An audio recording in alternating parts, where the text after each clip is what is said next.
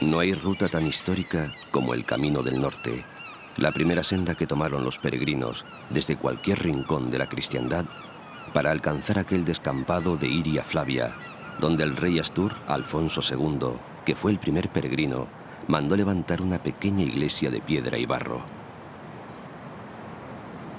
De ella nacerían prodigios, y el fabuloso románico de piedra de Santiago sería solo el menor de ellos. Porque el mayor prodigio es hacer este camino de la costa, una de las más emocionantes rutas que ha recorrido el hombre, entre la montaña y el mar. El verde de los prados se funde con el azul y en la calima se pierden los sueños. Aunque es este el mejor lugar para volver a encontrarlos, basta entrar en cualquier pequeña aldea marinera y perderse en sus calles o en los ojos de sus gentes para encontrar cualquier cosa que se busque, incluso a uno mismo.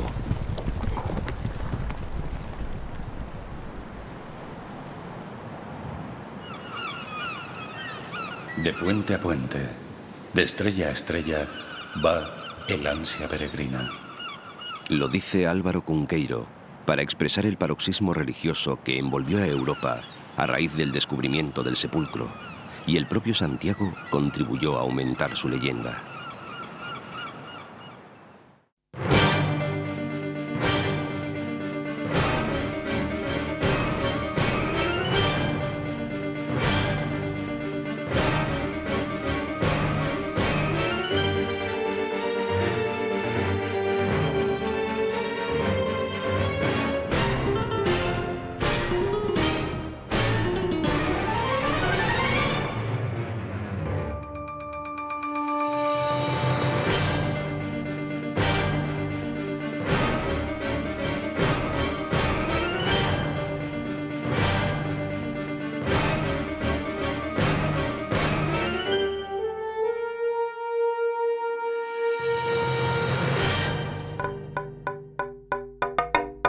Un camino es ante todo una voz, como la de Pío Baroja cuando evoca su tierra vasca.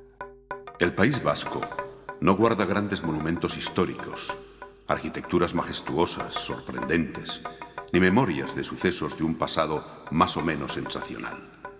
Su herencia es humilde, pero sutil y penetrante para rendir la admiración de las gentes sensibles, y la conserva en el cuadro primitivo que es su paisaje risueño, escenario adecuado para que brillen las costumbres de una raza que ha conservado durante mucho tiempo el hermetismo ancestral de sus costumbres y de su lenguaje.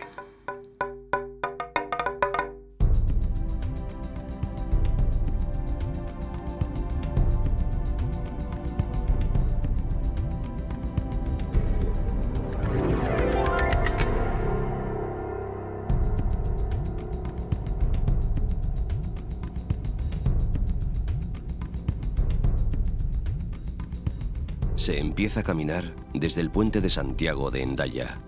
No se sigue una estrella, sino la luz de una constelación de flechas amarillas que no nos abandonarán hasta la plaza del Obradoiro. Atravesando Irún, se hace camino. Hijo de su calzada real, desde la Edad Media hasta el siglo XIX, el camino está jalonado por las iglesias de Santa María del Juncal, y sobre todo por la protección de la ermita de Santa Elena, en la orilla del Estebenea, afluente del Bidasoa, conocida como Amá Xantalén.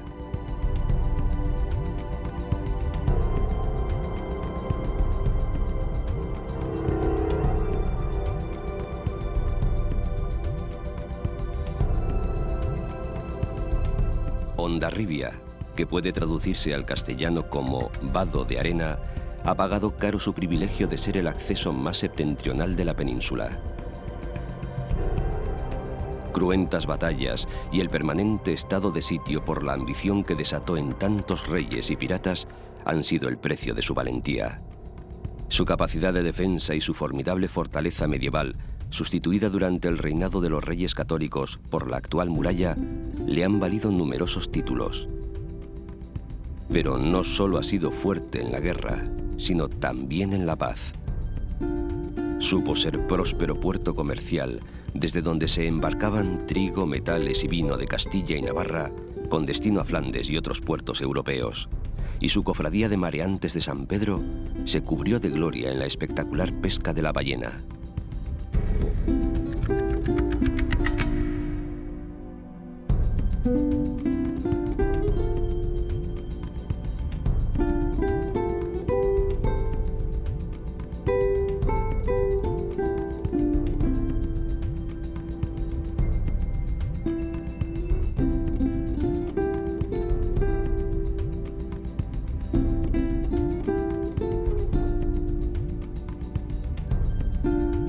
Pocos lo saben, pero aquí, en Pasajes de San Juan, nacieron casi a ciencia cierta los personajes de Los Miserables de Víctor Hugo, y es en sus calles donde se inspiró la inmortal obra. Al menos en este lugar vivió, en el número 59 de su calle principal, y en aquel tiempo única, en el año del Señor de 1841, el romántico por excelencia y por lo tanto exiliado de pro. Lo fue 2 veces en sus intensos 80 años de vida, y una de ellas la disfrutó aquí. Su intención era inmortalizar el vecino pueblo de Hernani, pero quedó hechizado por Pasajes. Charló, comió, bebió, y dicen que se encandiló con Pepa la batelera. Y por ello, todavía se le oye decir: en este lugar magnífico y encantador, como todo cuanto tiene el doble carácter de la alegría y de la grandeza.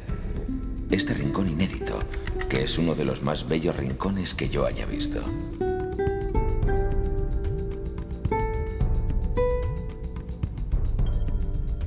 Pasajes hay hasta 4, pero cada uno es único. En el Pasalla de San Pedro, en la calle que recuerda al mismo santo, está la casa natal del almirante Blas de Lezo, aquel valiente marino que iba perdiendo en cada batalla diferentes partes de su cuerpo, sin perder jamás su valor. Entre los combates navales en los que participó, destaca la heroica defensa de los puertos americanos contra la flota británica. Y de aquí es también Francisco Rabanea Cuervo, nada menos que Paco Rabán. Desde el monte Ulía se domina Pasalla. En el mismo sitio donde hoy se pueden ver pasar las nubes, antaño se veían pasar las ballenas. Un escritor vasco, Isasti, informaba en 1625 que para las pesquerías de las ballenas que pasan a vista de tierra tienen puesto a un hombre asalariado al cabo de una montaña llamada Ulía.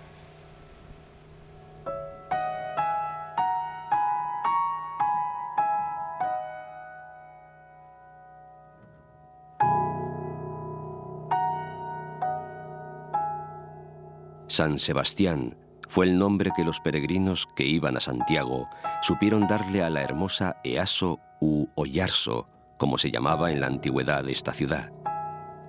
San Sebastián fue mártir de Roma y sobre todo patrono de los viajeros, y tal vez, gracias a él, se pudo transformar la ciudad de pescadores en el esplendor que hoy puede verse, que sin duda comenzó cuando se levantó en su honor un monasterio en el antiguo.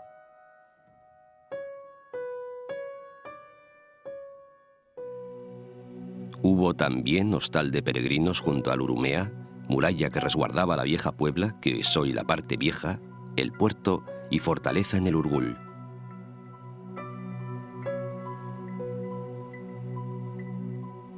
Ciudad de reyes es, y a los reyes debe mucho esta ciudad. Un rey, Sancho Garcés III el Mayor, es el primero en hablar de ella, y otro rey y otro Sancho, el apodado Sabio, le concede en 1014 Carta Puebla y Fueros, los de Estella. Con ellos llegaron el comercio y el desarrollo económico de la mano de los gascones.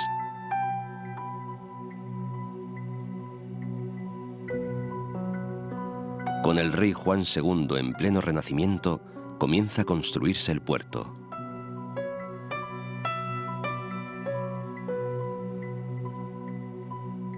Pero la gloria de San Sebastián viene de la mano de una reina.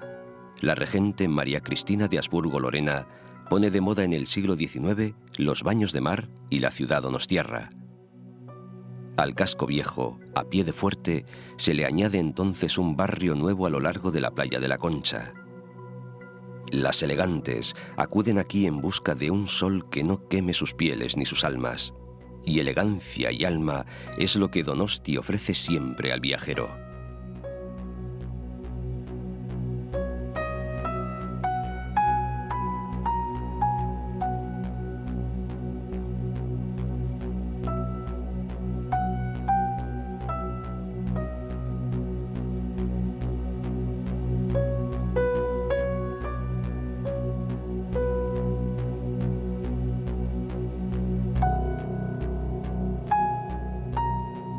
Es Donosti ciudad elegante, pulcra, bella y acogedora, por demás alegre.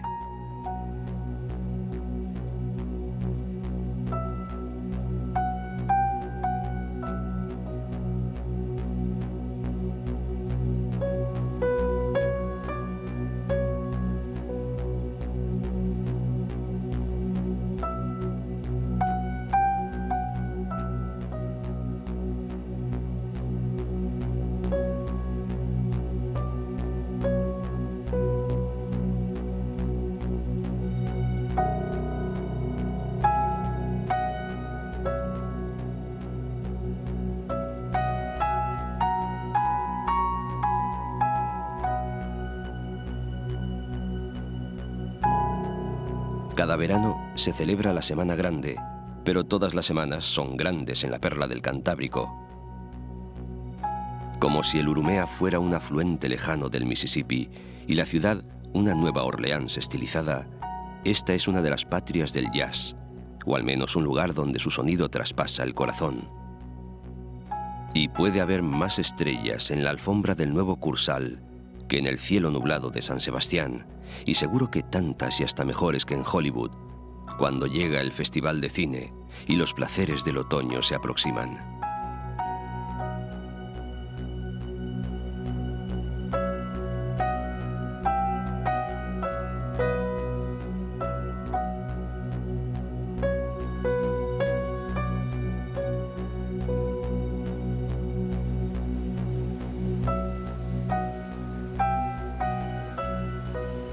Luego, cuando parece que la temporada de baños toca a su fin, todavía quedan las traineras, el campo de batalla por la bandera más importante del Cantábrico.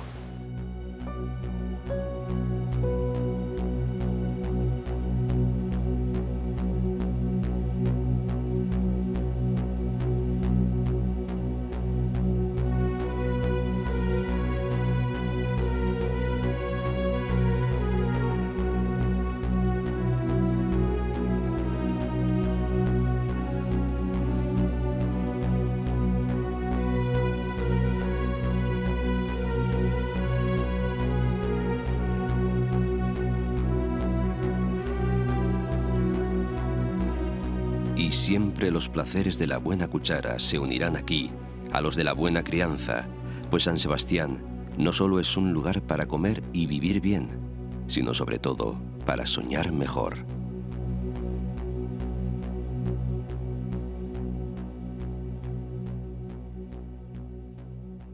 A veces hay que dejar atrás las cosas para echarlas de menos.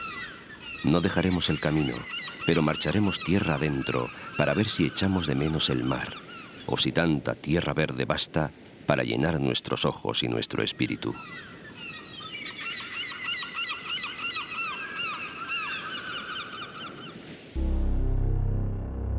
El Oria es un río hermafrodita, pues nace macho y se convierte en ría, y entonces se enamora de Orio, un pueblo pesquero singular. Quizás el único pueblo pesquero que no tiene lo que suele llamarse puerto. Antes de que la ría que fue río se convierta en agua de mar en la playa, Orio se dibuja verde y azul, aunque su verdadero color sea el amarillo de su trainera que le dio fama internacional. Y fama tenía entre los peregrinos el servicio de barcas que les ofrecían gratis, por su buen corazón, los de Orio.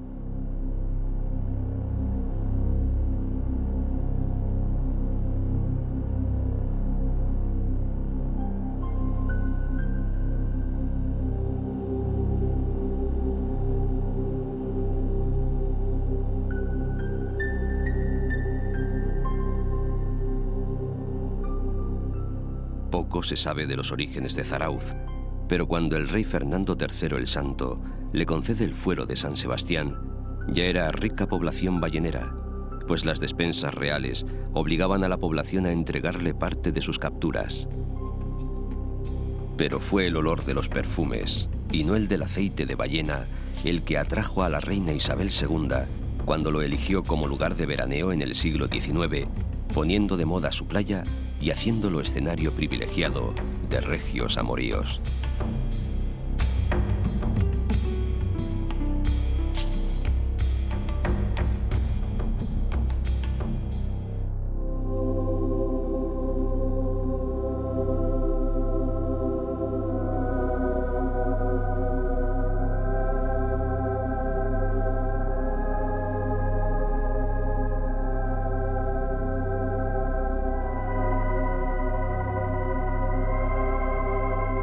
Guetaria, madre de hijos ilustres, fue patria chica de hombres tan distintos en todo, pero iguales en su fama universal, como Juan Sebastián Elcano, el primer marino que dio la vuelta al mundo y que no ha abandonado del todo su pueblo.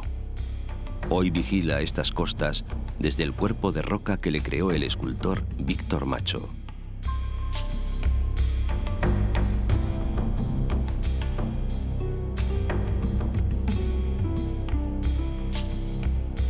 Y Cristóbal Valenciaga, el más grande modisto de su tiempo, que enseñó a las mujeres francesas y a muchas españolas el arte y el rito de vestir bien. Y otro marino, menos conocido pero heroico, Domingo de Bonechea, que en 1772 salió del Callao con una fragata para cerciorarse de la existencia de la isla de Otaheite, en la lejana Tahití.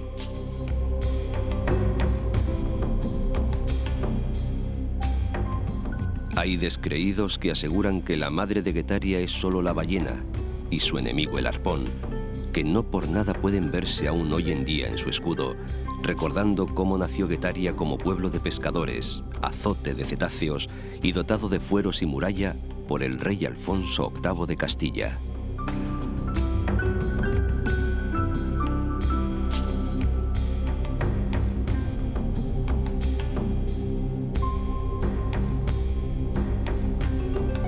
Zumaya nace en torno al monasterio de Santa María y sin duda fue fundada por los monjes. El interior de una bahía natural, formada en la desembocadura del río Urola, ofreció refugio a los habitantes del valle de Seats, hartos de sufrir los continuos ataques de los piratas y otros maleantes. Fue desde el principio villa fortificada y creció luego a la sombra de una iglesia fortaleza, la de San Pedro, que los acogió cada vez que hubo un peligro.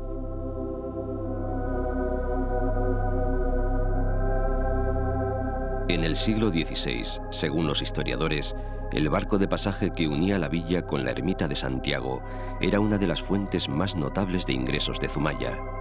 Tan importante era ya el número de peregrinos que iban a Compostela. La ermita siempre ha sido un tesoro para el pueblo, puesto que más tarde se convirtió en estudio de Zuloaga y hoy es museo donde se guardan sus obras y la ingente colección que recopiló a lo largo de su vida.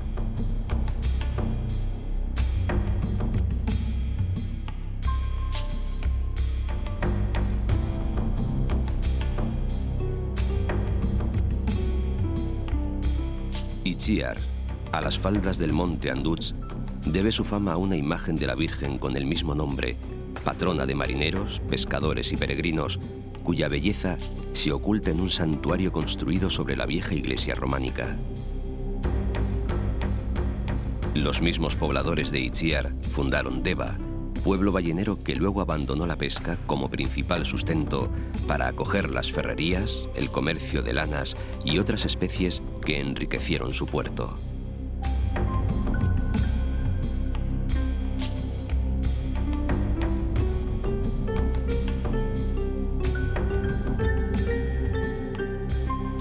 En 1355, los labriegos, sometidos a Don Tello, le piden ayuda contra los bandoleros guipuzcoanos que asolaban la región, y el señor de Vizcaya erige la villa de Marquina para protegerlos con su recinto amurallado. Se llamaba entonces Villa Viciosa de Marquina, y fue cuna de linajes medievales tan ilustres como los de Ugarte, Barroeta, Murga o Gaitán de Ayala. Durante la celebración de una Santa Misa en la iglesia de Santa Lucía de Garay, allá por el año 968, un águila arrancó una calavera del cementerio, la transportó por los aires y la depositó en unas zarzas. El portento dio lugar a otro portento, la colegiata de Cenarruza, que en el camino sigue, erigida para celebrar este hecho considerado señal divina.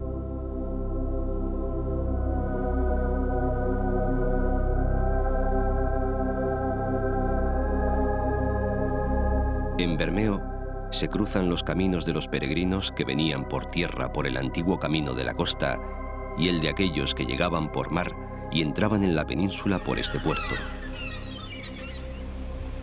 Se dice que el lugar ya fue usado por los romanos, pero lo cierto es que fue en 1236 cuando don Lope Díaz de Haro fundó la villa con su propio fuero.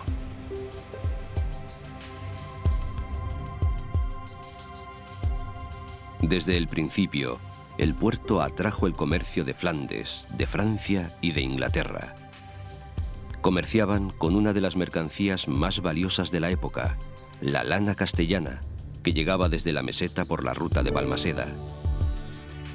Tanta riqueza y tanto comercio tenía por fuerza que atraer a las más nobles familias, y en efecto, pronto muchas alzaron aquí sus torreones, entre ellas los Ercilla, cuyo descendiente, Alonso, sería el autor de la Araucaria, el poema épico nacional de Chile.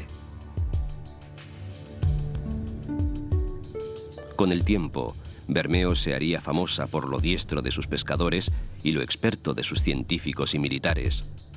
Su puerto es hoy el mayor del País Vasco en pesca de bajura y campeón de las capturas de merluza.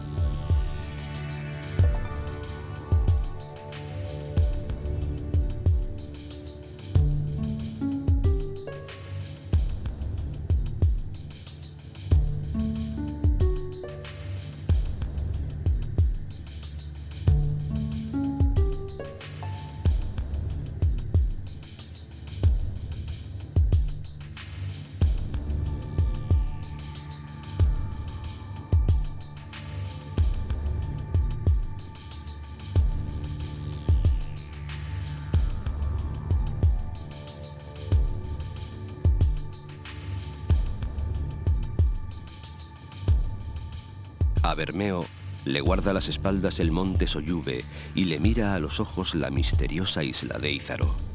Antiguamente existía en ella un monasterio con fama de piadoso.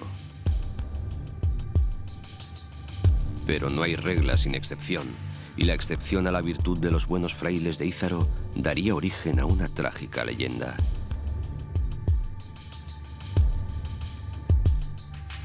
No lejos, otro lugar misterioso y fantástico, San Juan de Gaztelugatxe.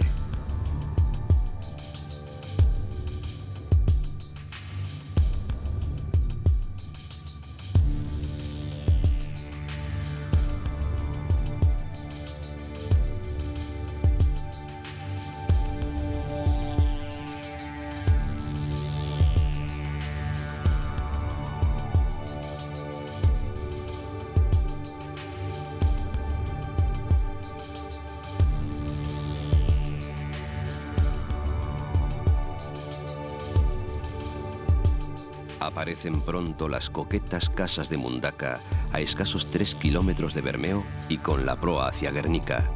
Es alegría para la vista y olvido de historias más oscuras que suceden tras ponerse el sol entre las brumas de Urdaibai.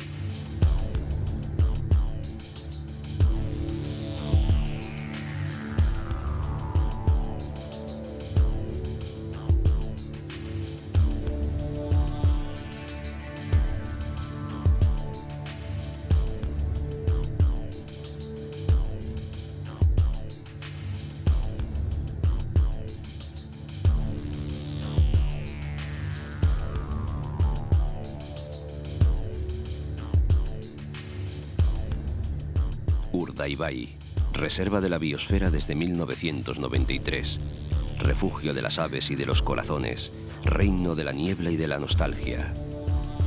Urdaibai, Poema de cielo y nubes, eternidad de lo vivido.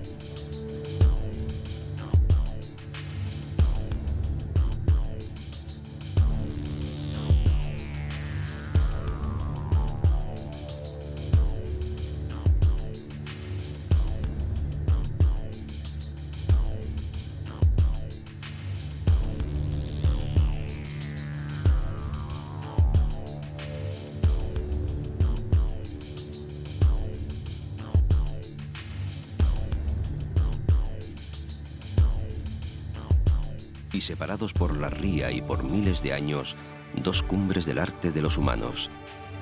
Santi Mamiñe, con sus pinturas rupestres que retratan una particular fauna,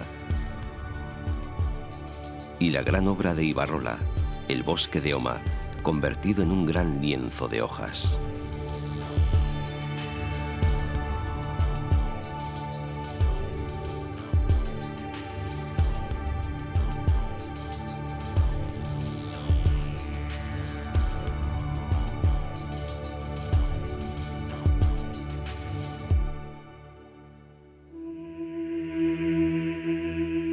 Gernikako arbola, da bede inkatua, Euskaldunen artean guztiz maidatua.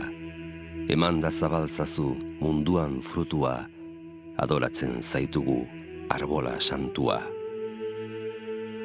Famoso símbolo de paz y guerra, y piedra de toque del orgullo vasco, Gernika está indisolublemente unida a la tradición foral del País Vasco y a la esencia de sus libertades históricas. Y es mucho más que el cuadro de Picasso.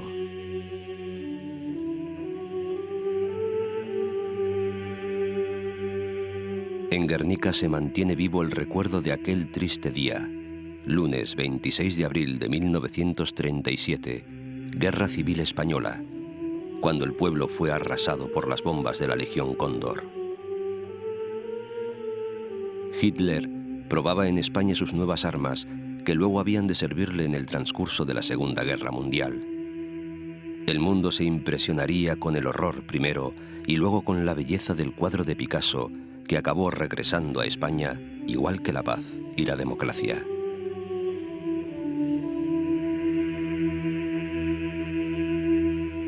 Pero Gernika ya había sido enclave prehistórico, puerto romano y villa fundada en 1366 por el orgulloso conde Don Tello, hermanastro de Pedro I el Cruel, rey de Castilla.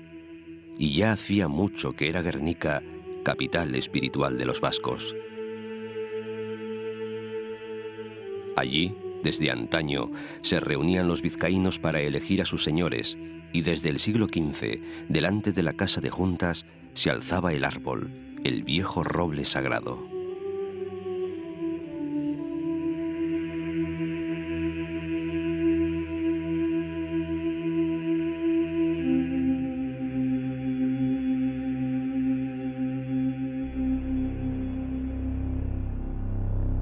Y luego, por el camino viejo, por el camino real, pasamos bosques, lomas, caseríos e historia para llegar a la ciudad grande, Bilbao.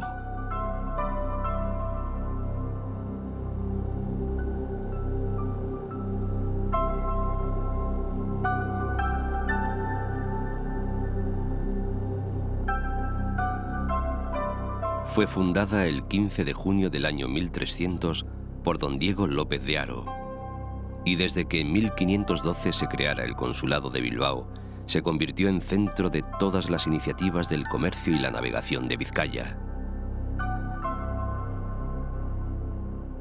Bilbao es grande por su extensión y por sus habitantes, pero lo que la hace verdaderamente grande son su historia y sus recuerdos.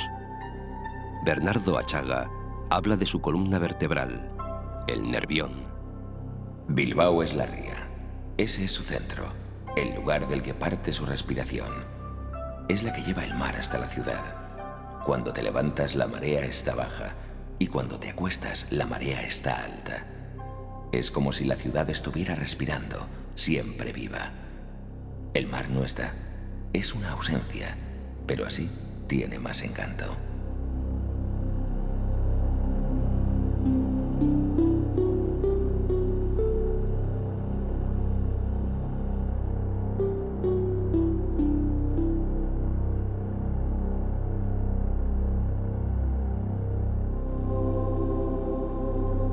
La ría divide a Bilbao en dos.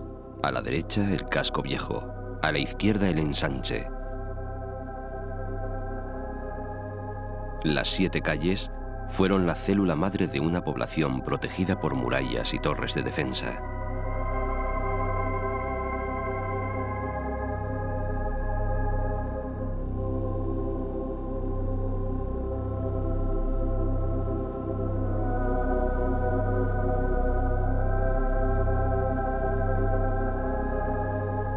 Después, los urbanistas trazaron con escuadra y lápiz el ensanche sobre los viejos límites señoriales, terrenos del otro lado del río, que ni siquiera eran Bilbao.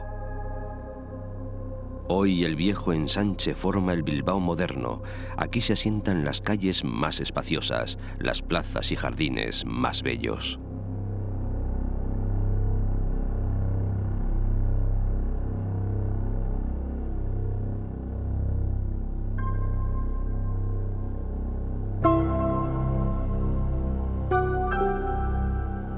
La ciudad no se crea ni se destruye, solo se transforma y recientemente ha mudado de piel y se presenta con cutis renovado y fuerza antigua ante los milenios venideros.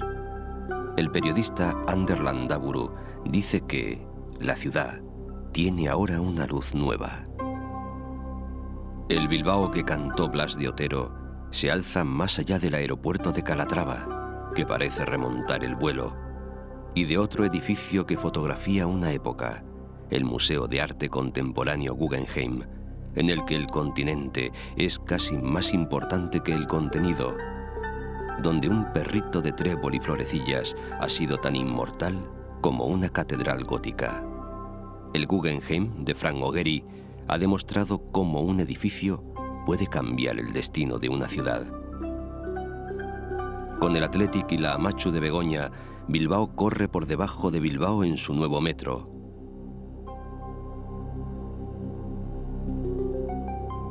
Y galopa por la superficie con sus nuevos tranvías, escaparate en marcha de la ciudad nueva y vieja.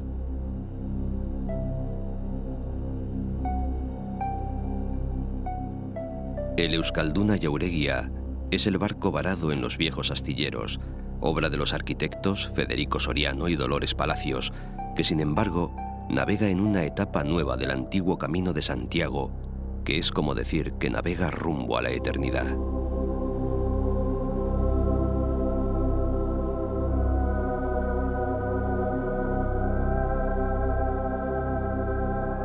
En la Catedral de Santiago, donde los primeros turistas europeos eran recibidos con tanto agasajo como hoy se recibe en Bilbao al visitante, se retoma la marcha.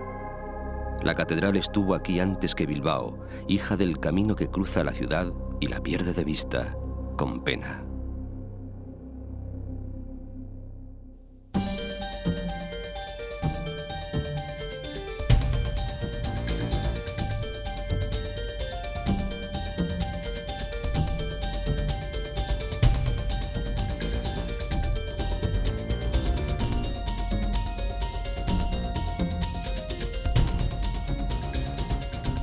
Hay que llegar a Baracaldo buscando, como el célebre Samaniego, la paz de espíritu, aunque algunos acusan al fabulista de haber llegado huyendo de la Inquisición. Baracaldo era llamado desierto porque en el siglo XVIII los carmelitas descalzos fundaron aquí un monasterio y para la orden cada monasterio era un desierto. Aunque comenzó siendo un caserío en la punta de la desembocadura del río Galindo, pronto florecerían las ferrerías en una comarca de huertas y jardines. El pueblo buscaba su destino y lo encontró en la fábrica de Nuestra Señora del Carmen, donde comienza la historia de los Altos Hornos de Vizcaya. Por Sestao siguió creciendo la industria del hierro y el tesón. La prosperidad comercial se asentó en Portugalete desde antiguo. Caravanas de mulas con lana castellana traían los vellones para ser embarcados en galeones con destino a Inglaterra y Flandes. No hay en el mundo puente colgante más elegante que el de Bilbao. Así presume, con la acreditada modestia bilbaína, la copla popular al hablar del puente de Vizcaya, con el que se alcanza Santurtzi, Portuaria y Fabril, y sin perder de vista Guecho, Las Arenas, Neguri y Algorta, abiertas al mar y a las modas que vienen de París.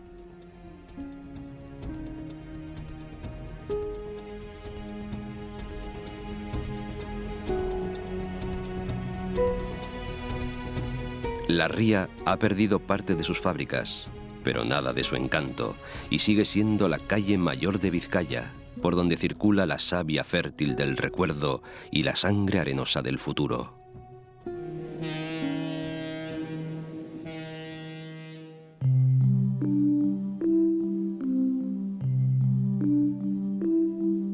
Va quedando atrás la noble tierra de los vascones, pero el camino no tiene tiempo para nostalgias, ni siquiera cuando atraviese la playa de la Arena o Musquis, con su castillo de los Muñatones que recuerda las guerras de los banderizos.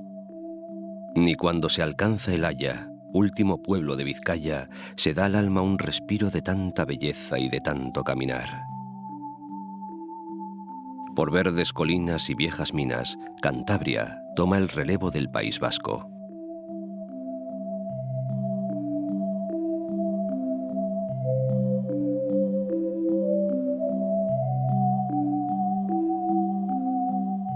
Castro Urdiales es hija del mar y fue puerto desde antiguo, pues pese a que la romanización de estas tierras fue casi inexistente por la fiera resistencia de los cántabros, los romanos se las arreglaron para fundar aquí un puerto de nombre Flavio Briga.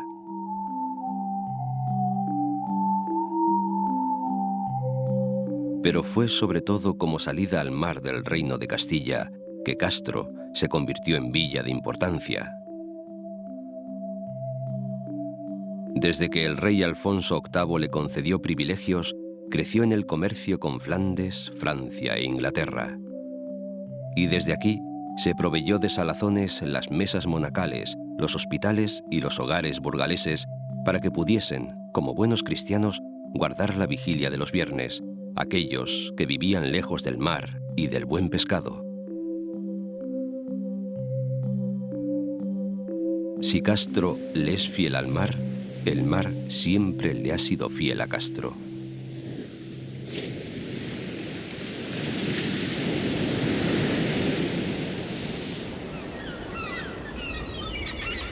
El camino sigue por la costa y por los encinares, las pequeñas calas y los acantilados, donde las doncellas de la niebla, con sus ojos de bruma, acechan con su belleza al peregrino, hablándole de las creencias precristianas que aún viven en algunos caseríos, al abrigo de la canción de una muchacha.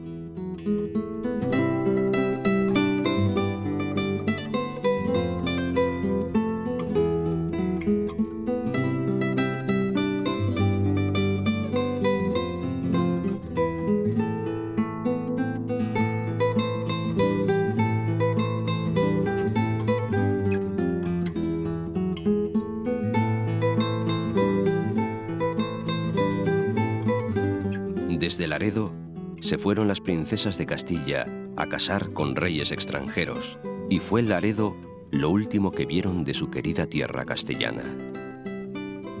Y como si Laredo no quisiera ser solo lugar de despedidas, sino también de venturosas llegadas, el 26 de septiembre de 1556 es el hijo de Juana, el emperador Carlos V, quien llega a bordo del navío Espíritu Santo. Pero sigue la rueda de la vida y Felipe II desembarcará aquí, más tarde, tras presidir en Flandes las exequias de su padre. Porque Laredo, aunque nacido de un modesto asentamiento prehistórico que creció luego al amparo del monasterio de San Martín, siempre estuvo destinado a la fama internacional. En 1960 fue elegida por los reyes del celuloide, verdadera dinastía reinante en el siglo XX, para el rodaje de El Coloso de Rodas. A partir de este momento, fue imparable el aflujo de los turistas franceses que sustituyeron a los antiguos peregrinos. Laredo conserva su pátina de pueblo de camino, y la iglesia de Santa María y el arrabal dan cuenta de los días soleados y olvidan los lluviosos, mientras la playa de la Salvé acoge a todos con benevolencia misericordiosa.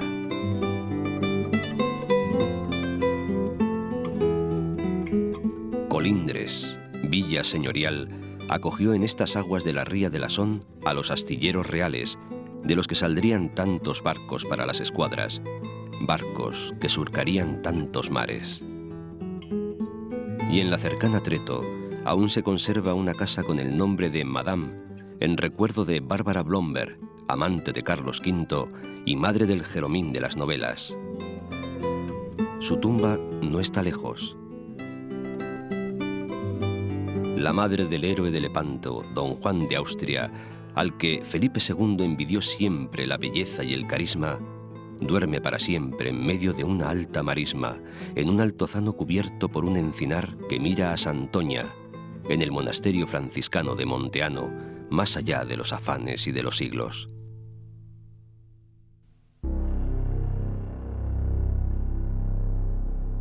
Santoña, puerto romano, es hija del mar, como tantas poblaciones de la costa, pero hija predilecta. Por causa de su inmejorable situación, siempre fue objeto de la codicia de los señores de la guerra.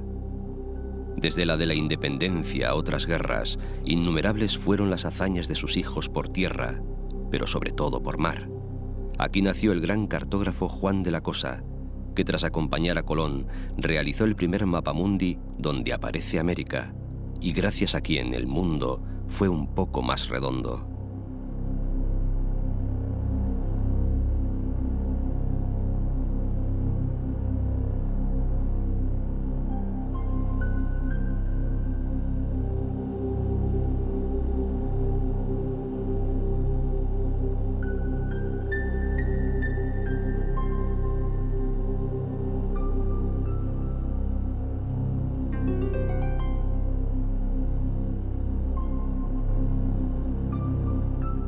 De la marisma de Santoña salen las ánades reales a vigilar los fuertes de San Martín y San Carlos para esperar a un enemigo que ya no llegará.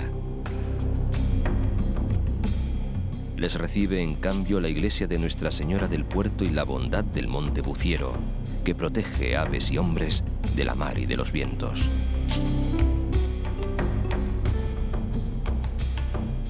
No se sabe a ciencia cierta dónde se construyó la Santa María, la más famosa de las tres carabelas, cuya propiedad se atribuye al ilustre santoñés, pero podría haber sido en los astilleros de Gama, en Escalante.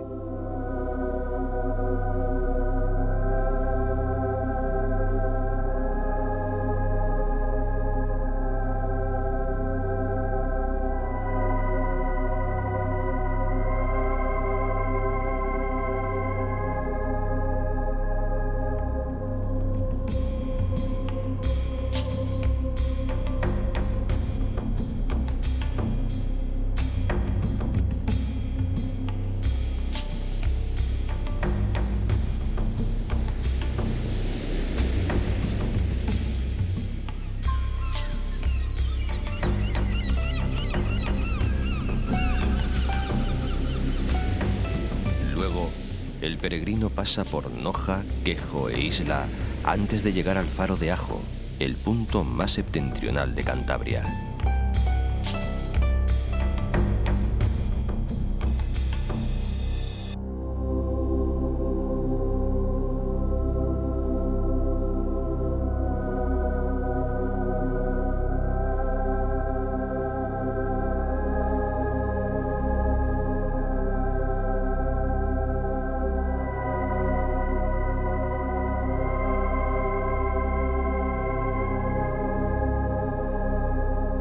Por Ribamontana al mar, se llega entre Agua Azul y Prado Verde a Pedreña. En su Real Club de Golf se formaron estrellas que brillarían en otros mares, como Ramón Sota y Severiano Ballesteros. Pero es la mar, la verdadera dueña de Pedreña, quien ha modelado los músculos de sus hombres, igual que los perfiles de su costa, a golpe de traineras y de oleaje.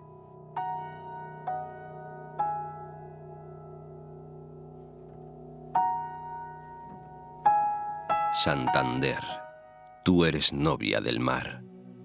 Así reciben los niños cantando al peregrino o al viajero, y Gerardo Diego, el mejor 27 de Santander, agrega: El aire aquí se bebe, y de tan fina el agua naciente se respira.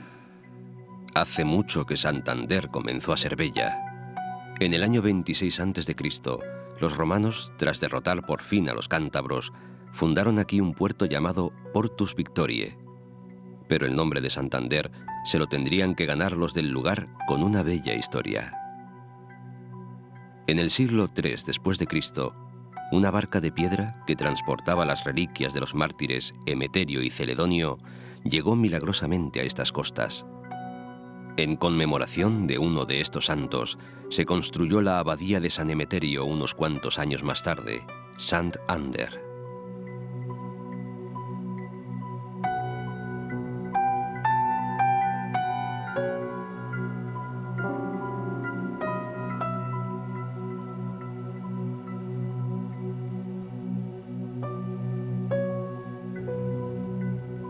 En el siglo XIX, y con la popularidad de los llamados baños de ola, el barrio de El Sardinero crece en extensión y elegancia, y la antigua villa pesquera se transforma en ciudad comercial y señorial.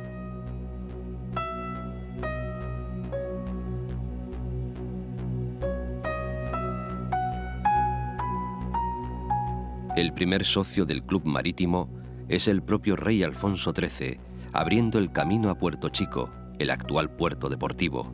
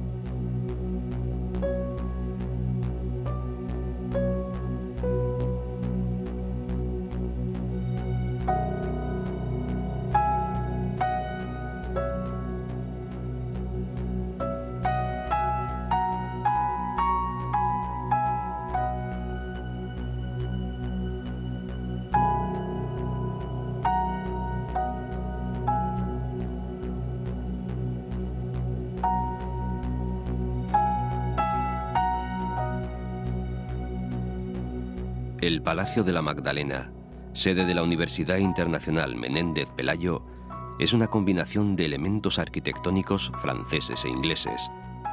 Fue un regalo que el pueblo de Santander hizo al monarca Alfonso XIII en 1912, pero no en calidad de rey, sino de ciudadano Alfonso, por lo que sería heredado por su hijo Juan a título privado y nuevamente comprado al rey por el Ayuntamiento de Santander.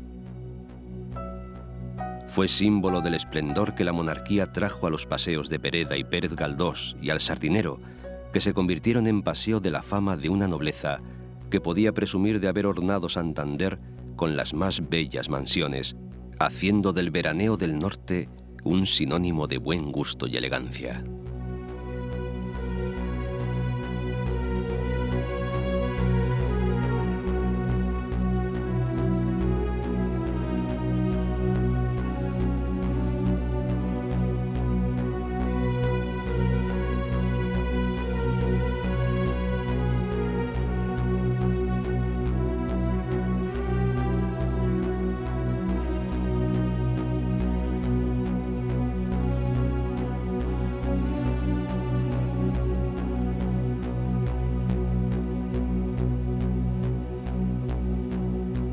El peregrino queda muy impresionado por la fuerza telúrica del faro de Cabo Mayor, otro Finisterre, en el que la naturaleza enseña lecciones de humildad y grandeza a los humanos que se atreven a caminar hasta el Puente del Diablo.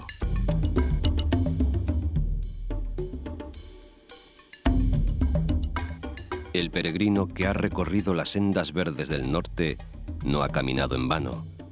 Dice Paulo Coelho en su Peregrino a Compostela que no es necesario subir a una montaña para saber si es alta, pero este camino si hay que recorrerlo, con las piernas o con el corazón, porque no hay que perder el norte, y al norte hay un camino. Yo voy soñando caminos de la tarde, las colinas doradas, los verdes pinos y las encinas, ¿a dónde el camino irá? ¿A dónde el camino irá? Yo voy cantando viajero a lo largo del sendero.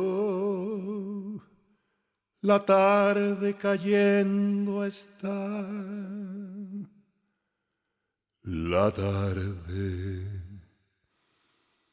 cayendo está.